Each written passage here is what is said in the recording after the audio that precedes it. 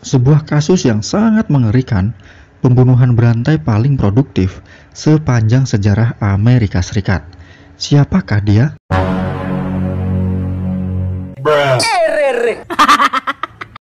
Halo Mas Bro, masih bersama Kiting Kepo. Di kesempatan video kali ini, saya akan berbagi kisah nyata pembunuhan berantai paling produktif sepanjang sejarah di Georgia, Amerika Serikat. Siapakah dia? Ini dia orangnya. Dia adalah Samuel Little.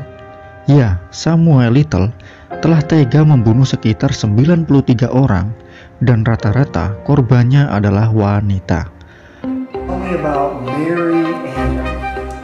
She's what you not they call transgender. She's a black male dressed up as a female.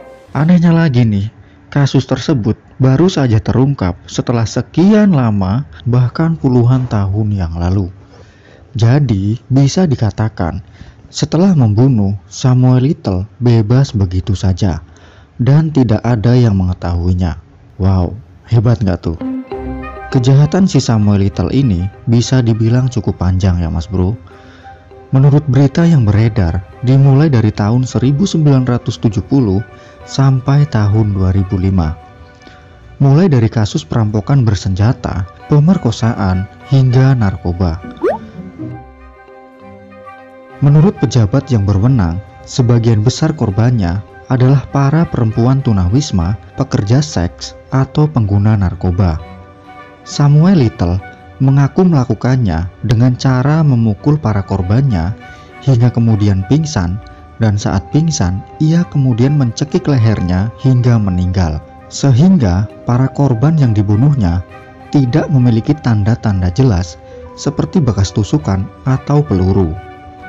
Bahkan sampai-sampai para polisi setempat pun mengira bahwa wanita yang meninggal itu karena overdosis akibat memakai obat-obatan terlarang.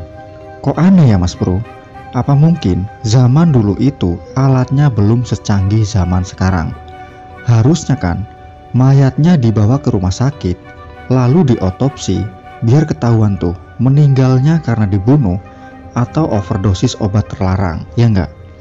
Oh, apa mungkin si polisinya mengira karena si perempuan ini pekerja prostitusi dan pengguna narkoba, jadi ya udah pasti meninggalnya ya gara-gara overdosis, gitu kali ya Mas Bro.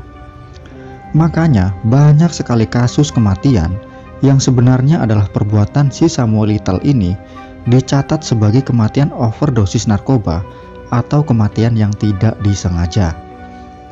Dengan kesimpulan seperti itu, akhirnya para polisi pun kemudian berhenti untuk melakukan penyelidikan. Dan pada akhirnya, Samuel Little pun mengira bahwa ia tidak akan pernah ditangkap karena ia berpikir tidak ada yang bertanggung jawab untuk korban-korbannya tersebut. Singkat cerita, di tahun 2012, akhirnya Samuel Little pun yang sudah berumur setengah abad lebih, ia ditangkap di penampungan tunawisma Kentucky atas kasus penyalahgunaan narkoba, sehingga ia harus dibawa ke California untuk penyelidikan lebih lanjut. Dari penangkapan itulah satu persatu kejahatan Samuel Little mulai terkuak. Ketika petugas berwenang memeriksa DNA miliknya pada tahun 2012 lalu, hasil tersebut dikaitkan pada pembunuhan 3 orang di tahun 1987, 1989, dan 1994. Dan hasilnya, Samuel Little lah yang memang benar telah membunuh ketiga orang tersebut, dan pada akhirnya ia pun didakwa penjara seumur hidup oleh pengadilan. Awalnya hanya 3 korban itu saja yang terkonfirmasi. Kemudian setelah menunggu sekian lama, tepatnya di tahun 2018, ada seorang dari divisi Texas Ranger bernama James Holland, bawahan dari FBI. Awalnya ia ingin mencari informasi kasus pembunuhan yang belum terpecahkan, dan peristiwa itu terjadi di Odessa, Texas.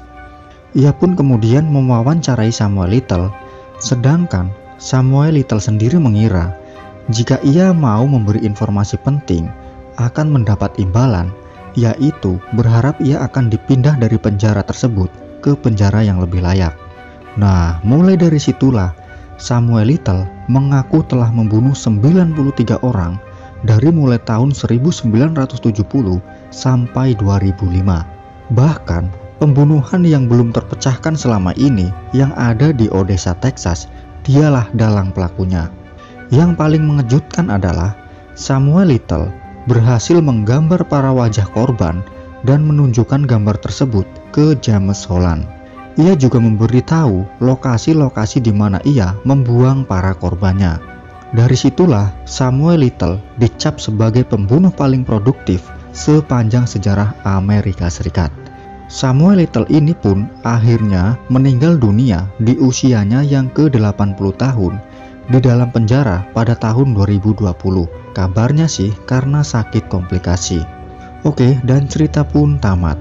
Buat kalian nih, jangan lupa ya, bantu komen, like, dan subscribe channel ini. Terima kasih.